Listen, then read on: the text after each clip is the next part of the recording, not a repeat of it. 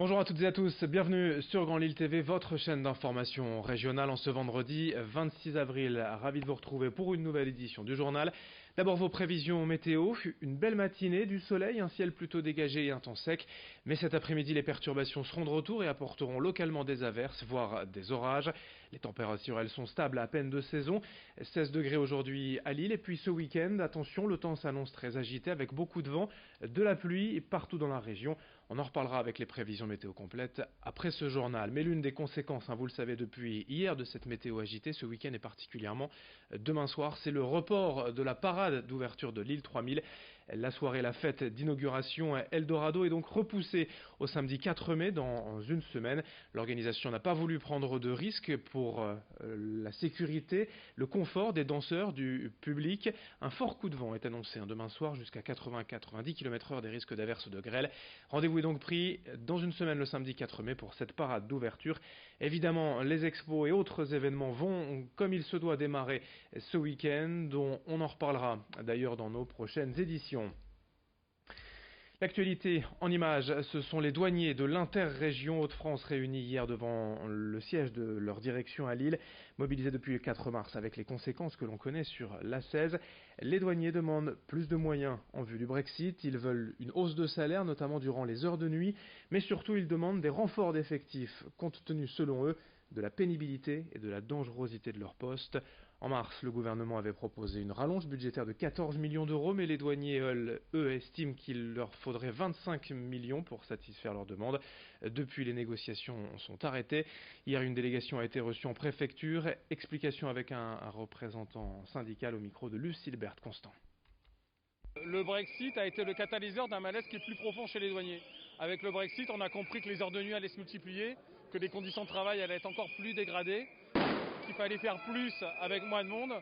Et donc le Brexit a été le déclencheur de ce mouvement, mais qui est beaucoup plus profond en fait, qui vient de loin. Il faut savoir qu'on a perdu entre 2005 et 2015 30% de nos effectifs, alors que nos missions n'ont pas baissé.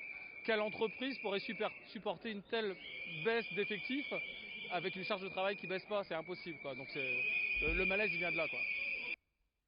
Autre information, ce 26 avril, dans un mois tout juste, le dimanche 26 mai auront lieu les élections européennes. Un scrutin qui traditionnellement ne passionne pas les foules en France. Et cette fois encore, la campagne ne semble pas franchement intéresser les Français. Écoutez ces quelques avis recueillis cette semaine à Lille par Margot Sailly et Marine Carbalet.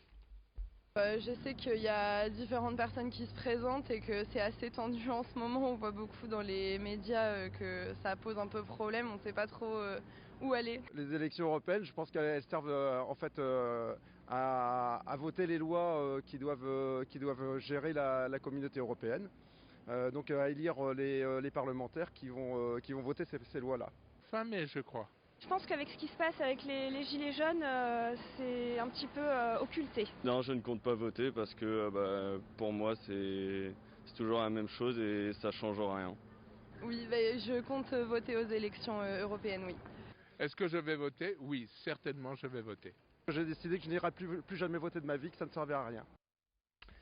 Depuis 2015, dans le Nord, la MDPH, la Maison départementale des personnes handicapées, tente d'améliorer le quotidien des personnes sourdes et malentendantes en leur proposant un service personnalisé développé par Axéo. Ce système permet de communiquer à distance avec un interlocuteur de la MDPH à travers une webcam. Un interprète de la langue des signes fait la traduction.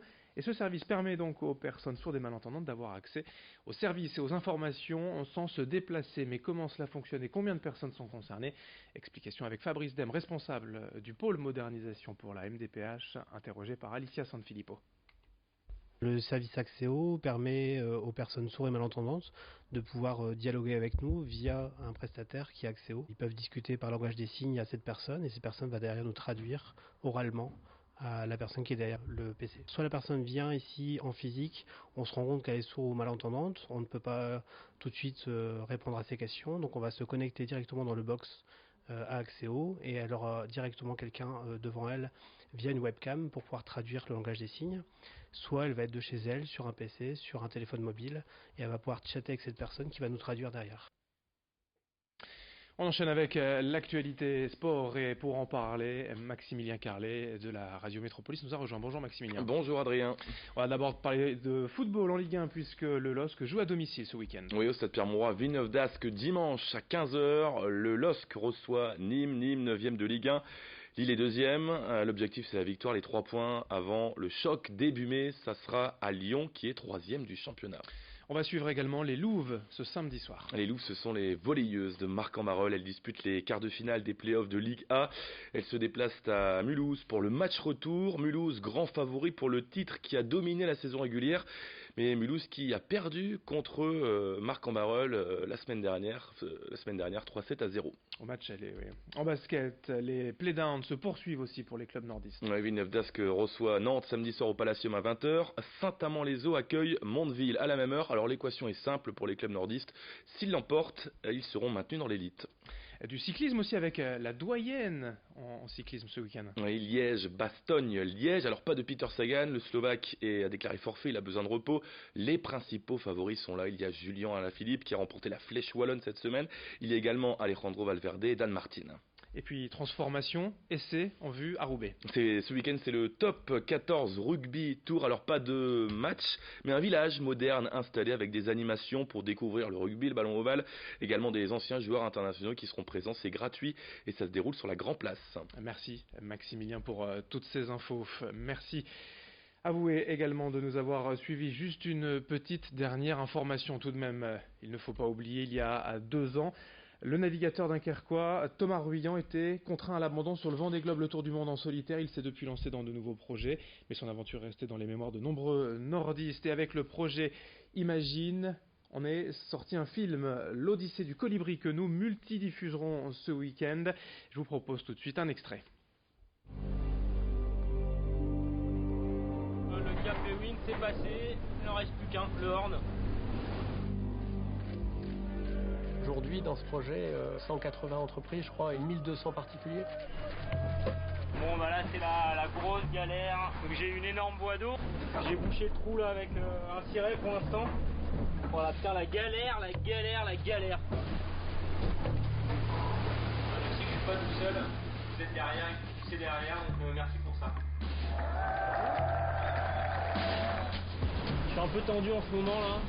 Ce qui m'inquiète un peu, c'est la trajectoire pour sortir de ce boulet entre la zone des glaces et la Nouvelle-Zélande.